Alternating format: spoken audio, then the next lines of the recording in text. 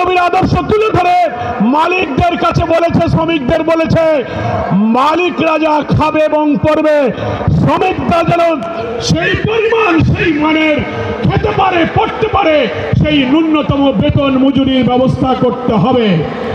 কারখানার লভ্যাংশে শ্রমিকদের অধিকার দিতে হবে। আল্লাহর নবীর সে আদর্শের কথা শ্রমিক কল্যাণ বলেছে। ওয়ালটন আবারও মিলিনিয়ার অফারে ওয়ালটন ফ্রিজ কিনে আপনিও হয়ে যেতে পারেন মিলিয়নিয়ার।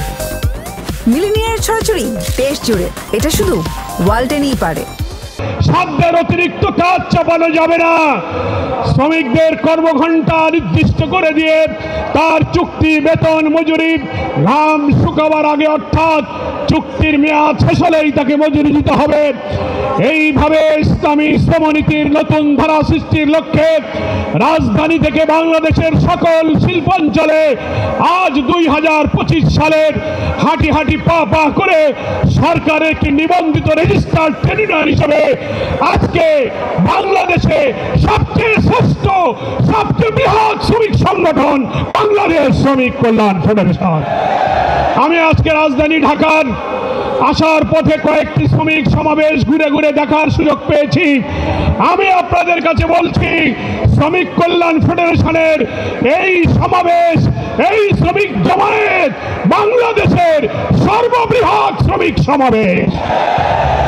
এই সমাবেশ প্রমাণ করে নাস্তিক্যবাদী সমাজতন্ত্রী মালিক শ্রমিকদের দ্বন্দ্ব বাঁধিয়ে, সমাজতন্ত্রের শিক্ষা দিয়ে দেশকে ভোগবাদী, বস্তুবাদী অর্থনীতির চাকাকে ধ্বংস করে দেওয়ার রাজনীতি পাল্টে দিয়ে অর্থনীতির অগ্রগতি, শ্রমিকের জীবনমান উন্নয়নের রাজনীতির যে ধারা শ্রমিক কল্যাণ সৃষ্টি করেছে, বাংলাদেশের শ্রমিক মালিকরা সেই ধারাকেই আজকে কবুল করেছে আলহামদুলিল্লাহ।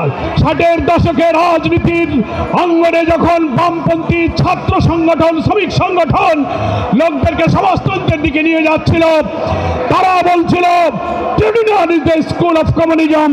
শ্রমিক কল্যাণ তখন স্লোগান দিয়েছে, নো, তারা যদি ট্রেড ইউনিয়নকে সমাজতন্ত্রের স্কুল বানাতে পারে, আমরা আল্লাহর বান্দা হিসাবে ট্রেড ইউনিয়নকে ইসলাম শেখার স্কুল বানাতে পারি। আমাদেরও স্লোগান হবে trade union is the school of ইসলাম।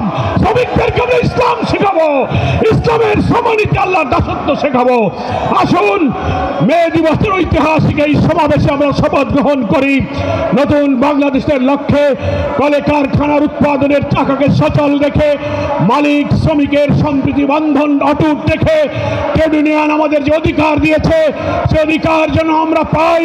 আল্লাহর নবীর প্রণীত ইসলামী শ্রমনীতি কায়েম হবে।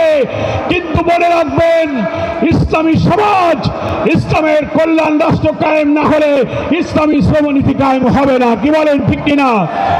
রাষ্ট্র যদি বাতিল আর তাগুতের হাতে থাকে, আলাদাভাবে ইসলামী শ্রমনীতি কখনো কায়েম করা যায় না। তাই ইসলামী শ্রমনীতির সংগ্রাম, ইসলামী রাষ্ট্রের সংগ্রাম এক এবং অভিন্ন সংগ্রাম।